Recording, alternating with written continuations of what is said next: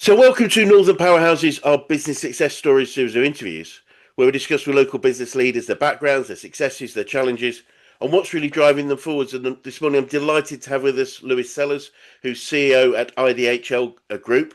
So, Lewis, firstly, thanks for spending some time with us. And if you'd like to introduce yourself, IDHL, what you do, how you help people, that would be wonderful. Perfect. No, thank you for having me. I'm Lewis Sellers, CEO over at IDHL Group. We are the UK's leading digital marketing, web and commerce specialists, and our ambition really is to help brands transform and accelerate growth through digital. So the business is broadly split into three areas. We've got kind of digital marketing that covers everything customer acquisition orientated, SEO, GEO, digital, anything kind of digital marketing. We've got a web e-commerce and technology division that covers platforms like Shopify and Kentaco and Umbraco. And then we've got a creative experience part of the business that does everything from kind of UX design, creative direction, and across the top, we've got kind of strategy and consultancy that pulls everything together. Wow, that's quite a comprehensive. So that's literally, yeah, and that's quite a comprehensive piece. So anyone that needs to improve their digital presence, bring more clients in through that whole digital world, you're the guys. Absolutely, yeah. End to end service from kind of design and build through to kind of marketing, maintenance, and everything else. We're around 500 people based across mainly the UK, but we've grown into the US over the last 12 months as well. Amazing, amazing. And we were talking about, and we'll perhaps touch on this a bit later on, that your journey of journey through acquisition, etc. But maybe we could, Yeah. start by looking backwards and tell us a little bit about your background, how you got into business, and why this particular one for you. Yeah, absolutely. Started out in business when I was at school originally. When I was in school, I set up a business online selling Chinese sky lanterns of all things, the kind of paper lanterns that you light and set off. Love it. That was kind of selling items on eBay. That was kind of a huge fad at the time, and I Yes, got I to the point remember. where we sold kind of 10,000 in a week or something crazy like that. So then built a website, learned a bit about digital marketing. I come from kind of a technology background, so I built my own website and started looking at kind of how to get that website kind of ranking in Yes. Google and things like that. Um, and at the time, we worked with an external agency that helped to build kind of the website. And what used to always really frustrate me was I'd send them an email saying, we need this particular piece of functionality. They'd build that piece of functionality. And then a couple of days later, I'd realize maybe that wasn't done in the best way. So I'd say, could we do it like this? And you almost had to take three steps backwards before you took a step forward. That was kind of the idea. That moved me into building a digital marketing business. So I sold that business back in 2009, I think it was. Wow. Um, and we sold about 1 million lanterns a year at the time. So it was still a small business, but we never hit the Amazing. £1 million turnover. It was just less than £1 million turnover. Um, but I learned loads around importing products, kind of logistics, setting up an online store, marketing. It was kind of very broad knowledge. And off the back of that, set up Pinpoint, which was an agency that specialized in a platform called Magento at the time. That's now called Adobe Commerce, and doing kind of bits of digital marketing. Ran that business for kind of 6, 7 years. And then we were acquired by IDHL, which at the time was about 100, 120 people. Um, Throughout that time, we've become private equity backed. So we're backed Yeah. by Bridgepoint Development Capital.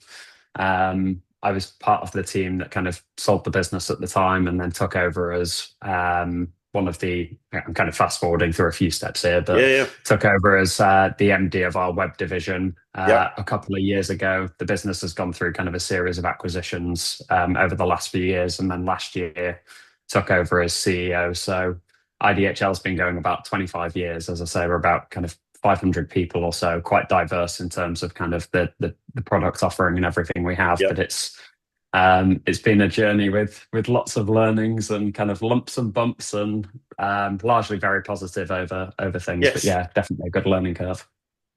I mean, yeah. I mean, I would say so. I mean, that's quite a journey and quite a lot of different points of that journey. I guess if speaking, one of the questions I would like to ask on behalf of probably people that are interested is, what would be your key learnings about firstly being acquired? What are the things that what are the benefits, and what might be things just to make sure? I'm not saying necessarily they're negatives, but what things should you be sure of as part of that process? Looking back, if Yeah, I may. it's a really no, it's a really good question, and actually, it's one that it's seeing it from both sides of the fence Yes, now is really interesting as well. So yes, when I sold Pinpoint, I never intended to be acquired. I got kind of it was an off-market transaction. yep, Someone from IDHL reached out to me and just said, "Are you interested in a coffee?" I think my response, I looked at it on LinkedIn a while ago, and it was kind of not really interested, but we can meet for a coffee. yes, And 6 months later,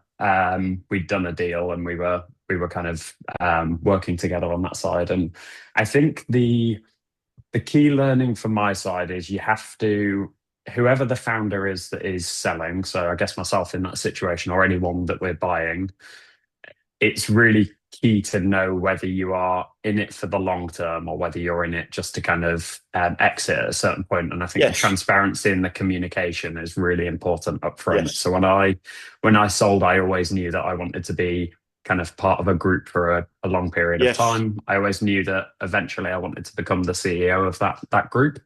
Um, and ultimately, it wasn't kind of just to cash in and take some money off the table. It was to have the kind of support of a group. I was a sole founder. I made loads of mistakes along the way, as everyone does.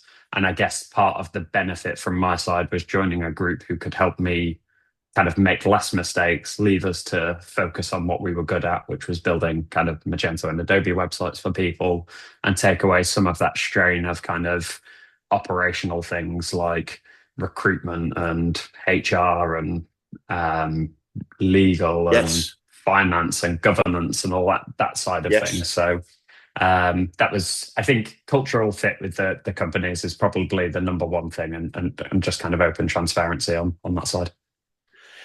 That's really interesting. While we're talking, I'm replaying in my mind where I mentioned before we started that I was lucky enough to build and sell a business with four other guys, and we sold to a very large organization, Siemens. And I never really thought about the other side of this. There was lots of sort of personal reasons why some of the guys wanted to sell, including me. But most Yeah, of them were quite significantly older than me. They're at least 10 years older than me. So I still needed a career. I wanted a career plan, if that makes sense. But I never yeah, really thought about planning that within the larger organisation that was Siemens in many ways. I yeah, guess I always expected I would leave at some time, which I did. But it's a yeah. really good point, isn't it? Because if what are my options for the long term? And I find that now I work with business in general. Most business owners are only looking about next week and maybe next month, as opposed to the next 10, 20 years. Yeah, absolutely. And it was a big thing for me was kind of is it right for me and the business? And I wanted to know that the people who worked for me at the time, we were only kind of 20 people or so, but I wanted to make sure that they would feel comfortable in the group that we moved into as well, and that they could see a kind of progression path. But it's really, I think it's really important to have shared ambition. We had to be kind of Yes, amenable and adaptable to change because obviously, as you go into a bigger group, you have to adopt certain processes, and yes, you get used to things like audit and all the areas that you don't do when you're a small business. yes, yep, But I think leaning into that and kind of embracing the changes is probably the biggest yeah. learning from all of that experience. Well, one belief I've got that's just strengthened over time, Lewis, is that good relationships come with a match of goals, but Hmm. great relationships come with a match of values.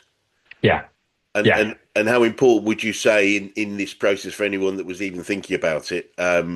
Would you say a goals and values in this process?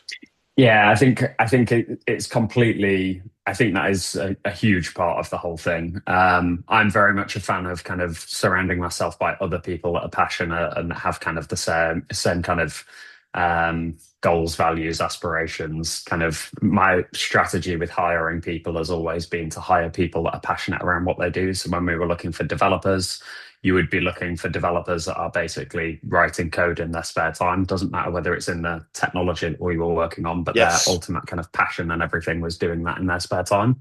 Yep. And I think that translates very well to kind of that point of if you've got kind of goals and values and you're aligned on that side, it should hopefully be a good fit. Brilliant. And things don't always, you'll obviously always have kind of disagreements on things, but I think if you're aligned on 90%, you'll work through the 10% that isn't right. Yeah, no, that makes perfect. Yeah, it's never likely it's going to be absolutely perfect, but I think that some of those real core values, if they're not aligned, Yeah, will be yeah, awkward. And, definitely. and I was thinking when you're talking about your background, from that early, that early start of in school, and so it feels like it's okay to call. I'm going to decide it's okay to call you a tech entrepreneur, but are you a tech entrepreneur or an entrepreneur that's technical? Well, Which yeah, it's a one good for you? question. I don't know, to be honest. I'm quite technical and I would say nerdy by background. So I'm definitely a tech has always been something that I've been close to. It's not necessarily something that I always thought I would go into. Right. But actually looking backwards, it was probably quite obvious that's where I fell. Like ever since probably the kind of mid 90s or whatever, when we had our first Windows 95 machine or whatever, I used Yes. to write code with my brother on a ZX Spectrum and kind of play around with building websites and things. So it was, I probably fell into it more than it kind of being planned, but ultimately it Yep. was probably always the case. And I am technical by nature, very analytical, very numbers Yes. driven on that side. So yeah. Brilliant, brilliant. And again, it's sort of looking back, because looking over the development of the business is, but where you are right now. What are some of the biggest challenges you've had to overcome? I think early on, and especially through the acquisition side of things, letting go of certain areas has definitely been a challenge. So Yeah. I would like to think that all the teams that I've kind of worked with would think that I've been quite hands-on in terms of kind of leading by example and trying to kind of, if they're working on something, I'll kind of roll my sleeves up and help them with it and kind of attend pitches and all that side of things. And I guess as you scale, naturally you have to take less of that responsibility on Yes. and kind of delegate that down and let other people do those areas. But I would say that was quite a big challenge for me. Yeah. It's kind of a scary prospect to kind of just leave someone to it, even though they might be Yeah. even like 10 times more capable than Yep. you. It's just a scary thing to do in the first place. And Yes. we've got so many amazing, capable people in the business, but that was a struggle for me in terms of kind of adapting and letting go. Um, I think another area was probably during COVID. Um, we were kind of a net benefactor during COVID in terms of everything went online. Our whole Yes. business is revolving around building websites and promoting people online, and Yep. kind of I think the business when we went into COVID was about 120 people, and when we came out of COVID was over 300.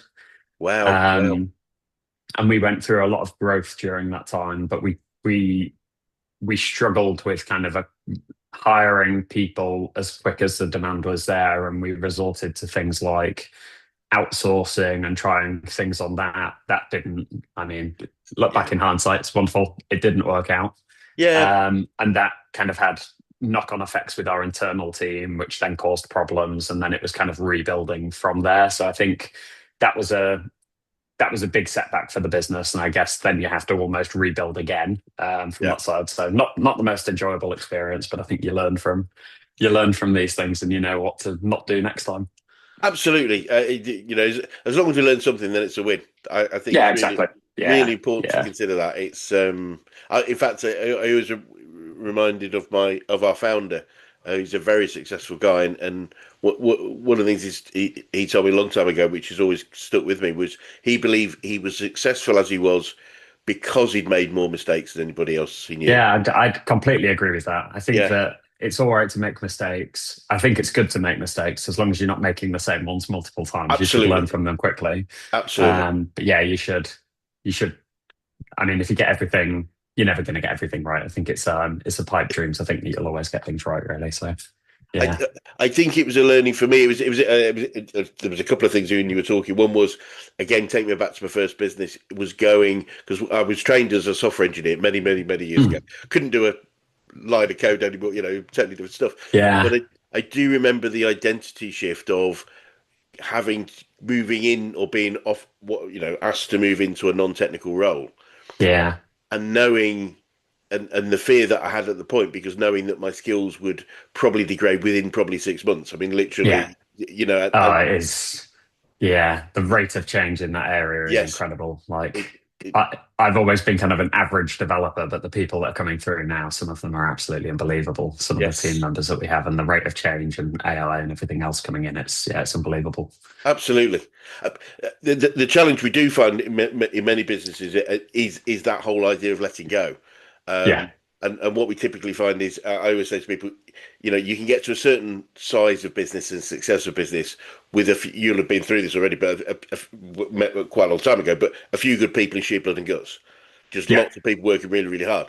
yeah, But while the success of the business is based on the time and effort of a few people, we become the bottleneck to the growth of that business if we yeah. can't let go. Does that make sense? Yeah, I completely agree. Yeah, I completely agree with that. And I think we see that with acquisitions that we bring in sometimes as well, because we're doing acquisitions of companies that maybe 50 to 100 people, and Yes. they maybe still have that mindset to a certain extent. Yes. So it's in adapting for them. And I think in a way, because I've been through that myself, I almost can resonate, even though it was Brilliant. at a smaller scale at the time, I can kind of resonate with what they're going through as well.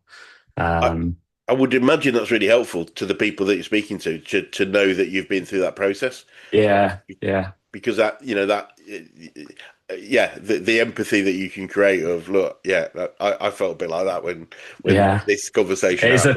It's a tough thing to go through. But Yes. you see it in hindsight, I guess looking backwards, you definitely see the benefit of that. And ultimately, Yeah. my knowledge has always been very kind of broad spread, but I've never necessarily been an expert in any one of those areas. Yeah. And I guess we're now fortunate that we've got a management team and a leadership team and kind of heads of departments that are all true experts in their individual area. Yeah. And they're always going to do a much better job than one individual ever would do. You just need to, I guess, motivate them and give them the autonomy and the flex and everything to be able to do what they're kind of Yes. best at. Uh, and we talked about challenges. What would you say are some of the key successes? I mean, clearly, it feels like it's quite a success story in general. But what are some of the key success highlights that you could mention today? I think I think the culture side of things has been really good overall. I think that's something that I feel we've got into a really good place. Yeah. Getting the business, I guess, into a point where it was kind of backed by private equity and kind of completing the acquisitions and doing successful integrations on that side's been really good. Our kind of client roster and the people that we work with is going back to what we were talking about earlier. We work with some clients now that I never ever would have thought that we would Yeah. Great. kind of work with, and we're quite sector agnostic, but we work with a lot of kind of national champions and some kind of international Well. businesses on that side as well. So um, yeah, they're probably some of the kind of key bits on that side. And I'm always keen to know how good are you, you as individual and as a business, at celebrating those successes? That's a really good question. I think we are I think we go through waves of being very good on that. I think sometimes the bigger you become, the more some of those wins can just kind of get lost every now and Yep. again because it's kind of we've completed that project or we've won that project. It's kind of now on to the next one and it goes into the delivery teams and they're obviously working to build a really good product for that client. But the other team is now focusing on kind of Yes. what's next down the pipe.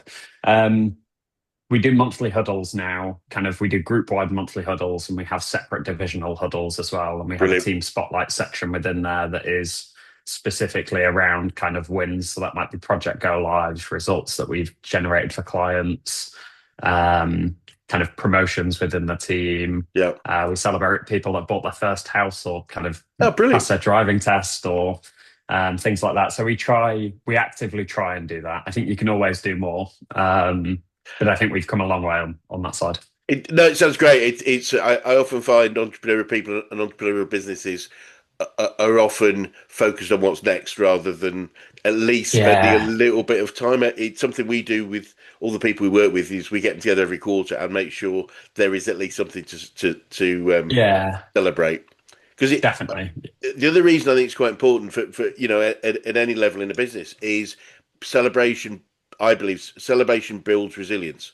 Yeah, It won't always go right. When it doesn't go right, when we ask that question, why the hell am I doing this?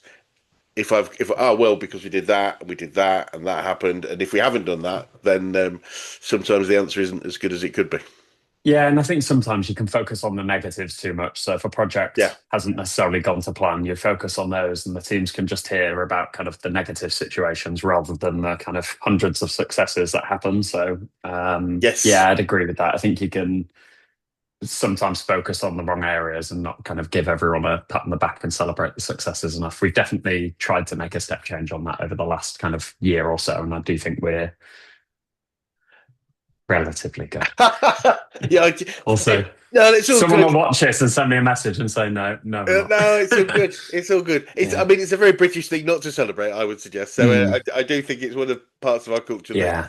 is unhelpful to Yeah. the success and growth. And in fact, there are scientific surveys that prove that if we focus on the positive, more positive things appear and happen. Yeah. But if we focus on Yeah. the negative, Yeah. it's not Yeah. just Success breeds success and all that kind of fun absolutely. things. Well, there's a great book a friend of mine introduced me to last year, which is called The Happiness Advantage.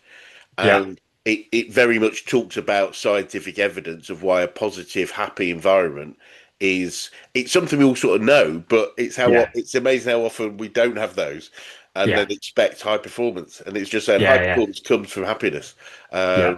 And I love that. So Yeah. we mentioned a couple of things you'd learned. And any other key learnings you've got through whether it's from the successes or challenges or just looking back because we haven't mentioned.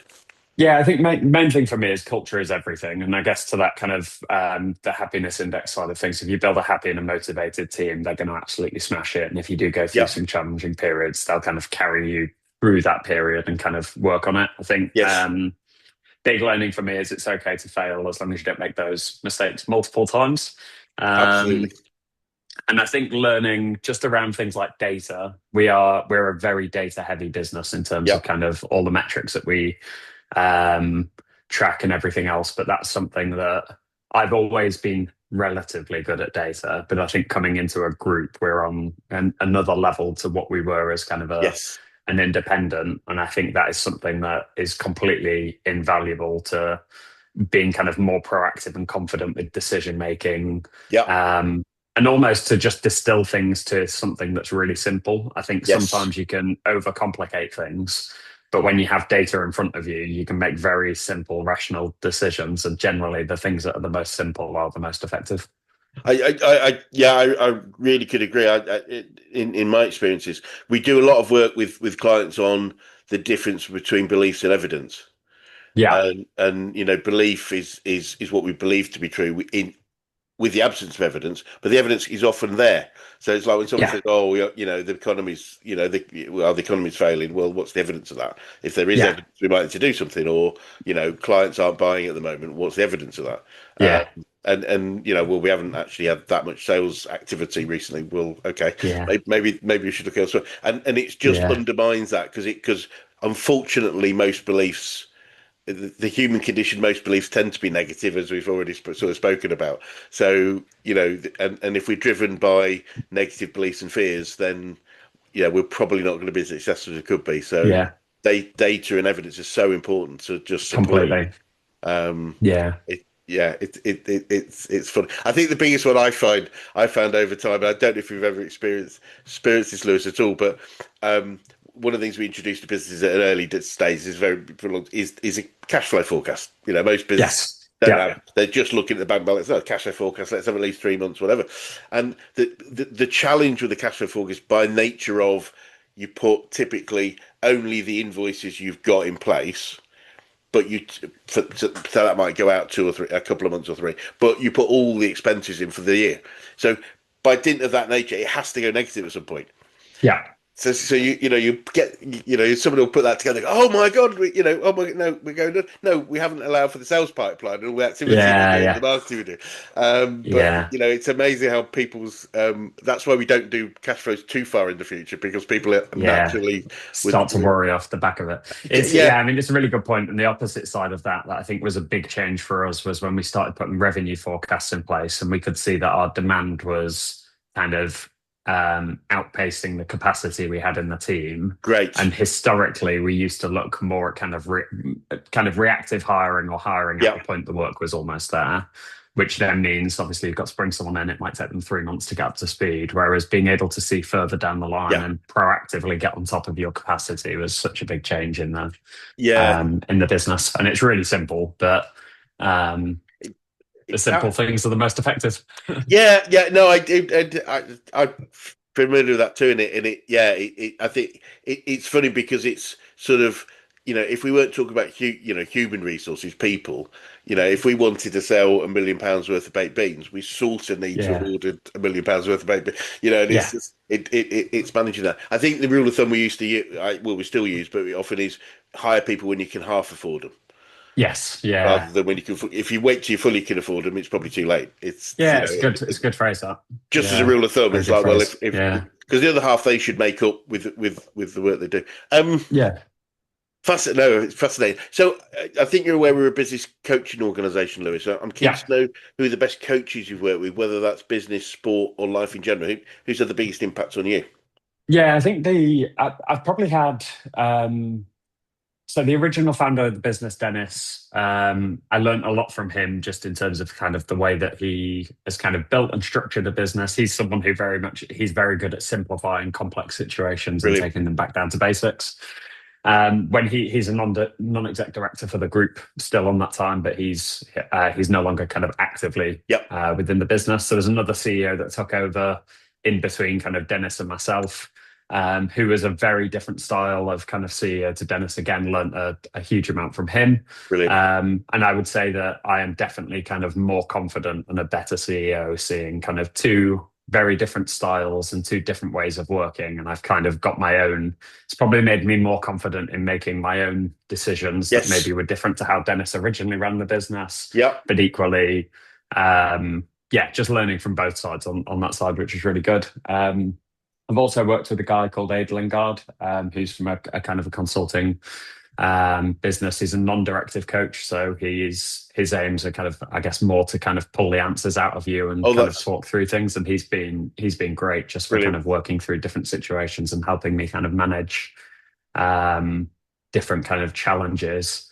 I think the only other piece that I'd add to that, I did kind of one of the kind of EQI tests a few years ago, Yep. to understand kind of emotional intelligence and your strengths and weaknesses, and how you can use those in different situations. But that's probably been one of the most valuable exercises with working with lots of different people and kind of knowing how to adapt your style based on different people's kind of um, based on their kind of personalities and everything as well. Yes. Brilliant. It's so important understanding other people and how they operate so we can adapt our styles Yeah, to lead. absolutely. Yeah. We've got some people that are just so good at executing on things, but they might be more kind of direct on certain areas. You might have some Yep. people that need a bit more kind of cajoling on that side. You've just got so many different styles of Up. people. And I think knowing where your weaknesses are helps to kind Yes. of manage those people as well. So yeah. It's really helped me. I've learned a lot about behavioral profiling and emotional intelligence since I Yeah. became a business coach. And it was sort of, it really was a light bulb moment because it was sort of Yeah. up until that point, I just assumed everyone thought like me. We, we, Yeah. Yeah. which I would say would be a pretty crazy, messed up world if it was true. Yeah. But because of that, there was no need to consider my communication because it's like, well, you get it, don't you? Why don't you get it? It's obvious. Yeah. And Yeah. so as soon as I realised that, it was just such an eye opener, both moving forward with people I work with now, but looking back at things like my first business and the significant differences of opinion we had, Yeah. which would have been helped if I had just thought through what was required Yeah. from the other person. So Yeah, I think you've got kind of you probably naturally gravitate, or historically, I would naturally have gravitated towards people who maybe thought in a similar way, and you yeah, kind of try and hire people that are kind of, I mean, to a certain extent, you want people to be on the same wavelength, but it is good to have all of those different personalities because you need a mix of everything to build the kind yes, of the best team on that side. So I, it's that's certainly been a learning around that side, yeah, no, constantly learning on that. I think I'd urge anyone that doesn't get involved is to learn more and more about these things because it just helps the rapport you can build and the benefits to management, leadership, the whole the whole nine yards. It's really really valuable. Yeah. And Lewis, wonder if you've got any favourite. I collect quotes and sayings about business and success in general. Do you have any favourite quotes that you catch yourself using on a regular basis that you I can share? definitely have sayings that I use a lot. So I use the phrase "no single point of failure" a lot within the business. People will have heard me say that a lot Brilliant. in the past. So we've definitely had over the years, especially I guess the smaller we were, where you had kind of one person that was just absolutely amazing in certain areas, and you would always roll them out in that situation. But if they ever left the business, you'd be kind of scuppered on that side. So I talk a lot about kind of no single points of failure. Um, you can only control the controllables. We say that a lot at the moment. Yep. Obviously, there's a lot happening in the kind of economy Yep. currently, positives and kind of negatives, but there's a Yep. lot of businesses that might have to pull back on spend. We can't really do anything about that side, so we can only control the controllables. Yep. What else would there be? Turnover's vanity, profit's sanity. That was probably an old one. That's one from Yes. my dad. Well, a good one. Um, A good one. yeah, and then you're only as good as your weakest link is probably the other one Yeah, on that brilliant. side. So yeah, a few kind of different sayings on that side, but I think the first two are probably the ones that I use most frequently. Yeah, interesting enough. So we have a definition within Action Coach of what we call a true business. So definition of a true business being a commercial, profitable enterprise that works without its owners and leaders. Yeah. And I think that you sort of touched a couple of your points about single point of failure, and what? How do you feel about that as a definition? Does that sort of fit with Yeah, I you? think so. I mean, we've had in a way, no person in the business should be irreplaceable Yeah, in kind of the nicest way, like the best way the business could operate. I would like to think if I was just not in the business tomorrow, I mean, it would, the business would just continue to operate on that side. And if you pulled most people out, there should be enough people to be able to kind of control that side. And I think if yeah, you get to the point of being able to your aim as especially I guess in kind of leadership or management yes, is to be able to extract yourself. If you're not having to be involved in everything, you've probably done a good job in that area. So yeah, I think it can be in especially sort of when you think about the more corporate world, is the idea of indispensability suggests value. If I'm indispensable, yeah, but the reality is if we're indispensable, we're stuck in that role. It yeah, yeah, and I think the phrase, I can't remember it came, it might have come from Richard Branson, but basically talking about the role of everyone in a business should be to make themselves dispensable by yes, systemizing and delegating their role so they can move to the next level. yeah, And and if we want to move to the next level, we've got to have our part of the business working without us. And I definitely, I yeah, think it's quite counterintuitive. I always say can work without its owners and leaders because I meet people that absolutely love not necessarily all of what they do, but bits of what they do, and therefore, why would yeah, you ever want to not necessarily stop doing so? But I think it's the choice that's the key thing for most people is definitely, being yeah, able to walk. And I think there's also a difference between operate without us and grow without us, which probably is yeah, where still many CEOs are the key responsible for it. I mean, it is part of our job, let's be yeah, perfectly frank, but the more we can create businesses, teams, systems that help the business grow independently, even of our own input, can be valuable. yeah, agree. And I mean, you've had such a varied, not varied, but quite a fascinating scaled career. What would you say you've learned about yourself throughout your journey so far, Lewis? Um, Definitely feel I think I've probably learned that one of my biggest skills is kind of resilience and being calm under pressure. So I'm definitely not someone that is shoot from the hip, or if things change, kind of like constantly pivoting between ideas on things. I'm quite a level Great. kind of person on that side in terms of kind of thinking things through and then kind of making a set decision and kind of sticking to that Yep. side. Problem solving is something that I really enjoy. And I think has served me well over time. So I think, I mean, you're constantly learning on those things, and you kind of um, that will always be something Yep. that I'll be kind of improving. And I think just learning to surround yourself with other people that are kind of passionate, hardworking, have that kind of drive and motivation to succeed is Yep. um, something that I've learned is really important for my own kind of drive as well. I think I have to be surrounded by other people that Yes. have that same kind of skill, um, because I think bounce off people that are around you. And yeah, that's been a key area as well. Brilliant. Brilliant. And so looking forward, what does the future look like for you guys, and what challenges do you think you might face, if any? Yeah, I mean, I'm really excited about the future at the moment. I think the industry is in a really exciting place. AI is all kind of the emergence, or the however you would describe it, the disruption in the industry through Yes. AI. I think is fascinating at the moment. But coming from kind of a technical background and that side of things, I'm so confident that IDHL is really well positioned to drive forward in that area. So I'm really excited about the kind of opportunities that AI brings us as a business, and kind of brings our clients and kind of prospects moving forward. Um, a big kind of strategic pillar, we've got kind of three strategic pillars this year. One is kind of marketing and growing our presence as IDHL, because over the years we've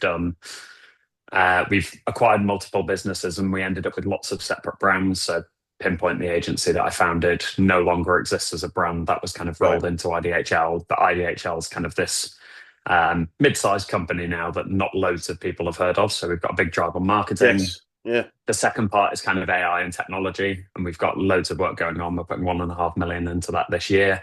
And then the third part is expanding into the US. So we had one person move over from the UK last year. They've had a really good start. We moved our second person over in January, and then we've just made our first hire over there. That's going to be kind of a huge kind of driver of growth for us in kind of 2026. So whilst the UK market is maybe not as good as it's always been, we kind of feel that that's kind of cyclical, and at some point it will come back. We're still Yeah. pretty happy with the growth that we're getting over here, but it's not kind of the kind of 20-30% that we've seen in Yeah. previous years.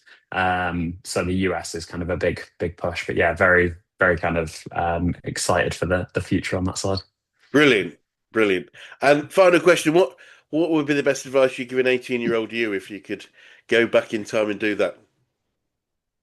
I think, I mean, I think the biggest one is just do it. Like, I think to a certain extent, the earlier you Great. start, the easier it is. Yeah. So I've got a wife, two kids, a dog. If I was starting again now, completely from scratch, I'd be naturally more risk averse, because I've got more kind of dependents and Yeah. people that rely on me than probably what I did when I was kind of 18. So I guess generally you have less responsibility. If I always worked on the basis when I was at school, if I lost things, I could just go and I'd just go Yeah. back home, and I didn't have a mortgage or rent or anything like that. So I think the earlier you start, to a certain extent, the easier it is. Yeah. I think meeting like-minded people with the same work ethic is really important on that side. As I mentioned, definitely bouncing off other people's kind of energy, and having people that share that kind of same mindset is a really good trait to keep you motivated. And don't think you know everything. You'll make mistakes. That's okay. Yep. It's all part of learning, but just keep pushing forward, and hopefully it all comes good. Brilliant. Brilliant, Lewis. It's been fascinating talking to you, and I wish you all the success. And clearly, I don't think you need No, a lot thank of you for having me. a lot of. It's been really fascinating. I really appreciate you sharing, especially a lot of the learnings around the sort of acquisition and acquiring situation, because I think a lot of people, often probably don't at least engage with that idea because of many fears around what it might be like. So I think I really appreciate you sharing that. And for No, no anyone problem. that's watching would like to get in touch with you or IDHL, what would be the best way of doing that? IDHLagency.com is the website. And yeah, get in contact through our website, and we'd love to have a chat on anywhere where we can support. Brilliant. Well, it'd be great to swing by another 6, 12 months and just see what the next stage of the journey is. But for now, thank you so much. Thank you very much. Thank you.